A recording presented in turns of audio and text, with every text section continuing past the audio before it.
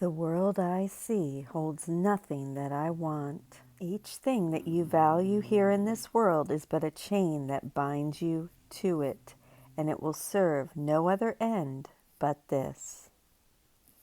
Escape today the chains you place upon your mind when you perceive salvation in this world.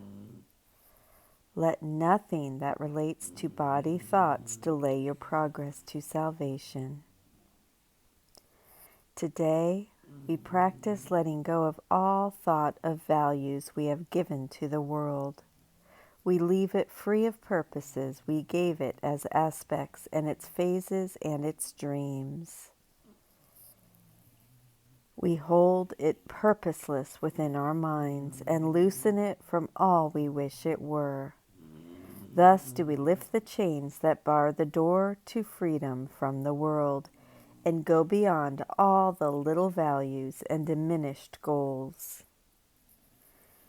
We will pause and be still and see how far you rise above this world when you release your mind from the chains and let it seek the level where it finds itself at home. It will be grateful to be free a while. It knows where it belongs. The world I see holds nothing that I want.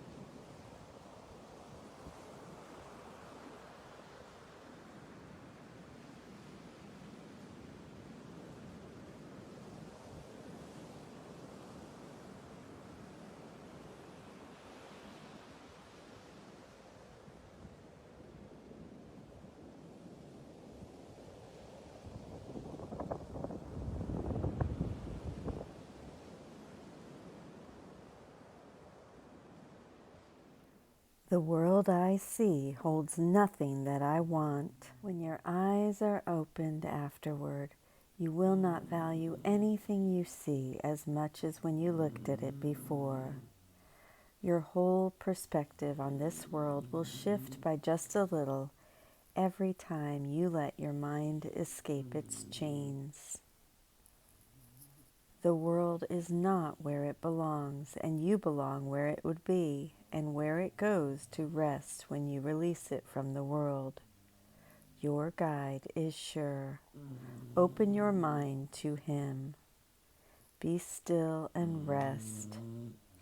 Protect your mind throughout the day, and when you think you see some value in an aspect or an image of the world, refuse to lay this chain upon your mind, but tell yourself with quiet certainty, this will not tempt me to delay myself.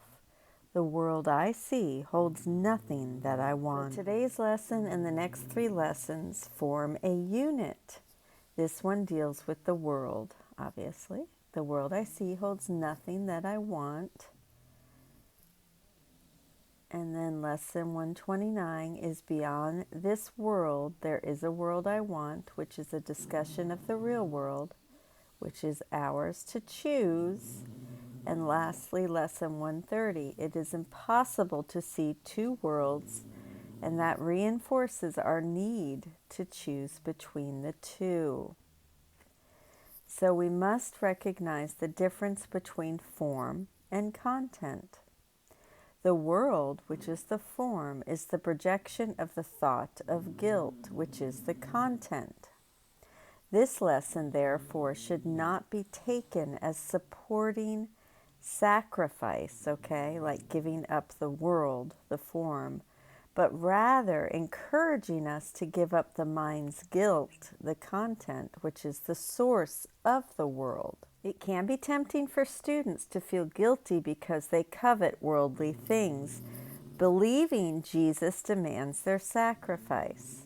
However, this is not a course in denying the body, but only in releasing our thoughts about the body.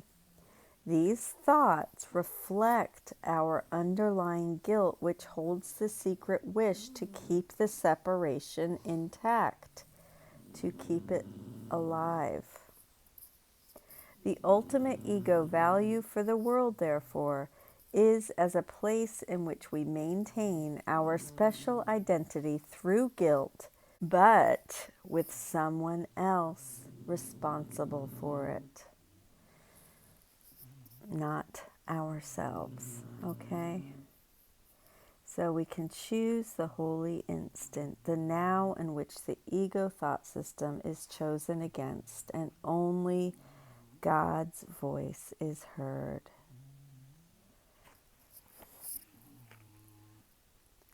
Jesus emphasizes again and again that the problem lies with the values we have given to the world, the ultimate value being to prove we are right and he is wrong. When we withdraw the purpose we have given to the world, it becomes purposeless, allowing the Holy Spirit to provide his purpose. So we are the decision maker, and we can choose the Holy Spirit's forgiveness instead of the ego's guilt, thus releasing the mind from its chains. You, as the decision maker, get to choose to reinforce and preserve the individuality by laying a chain of guilt across the mind. Guilt demands to be projected, resulting in our valuing the world. We shall see in other lessons, as we have already, that our words, let alone those of Jesus, mean nothing if we do not practice them every day, day in and day out. Okay, so protect your mind throughout the day as well, and when you think you see some value in an aspect or image of the world, refuse to lay this chain upon your mind and tell yourself with quiet certainty, this will not tempt me to delay myself. The world I see holds nothing that I want. Do not be tolerant of mind wandering today. Thank you so much for joining with me. I love you. I hope this helped with the breakdown, Ken Wapnick's breakdown of the lesson. Have a beautiful day, and I will see you tomorrow. Thank you.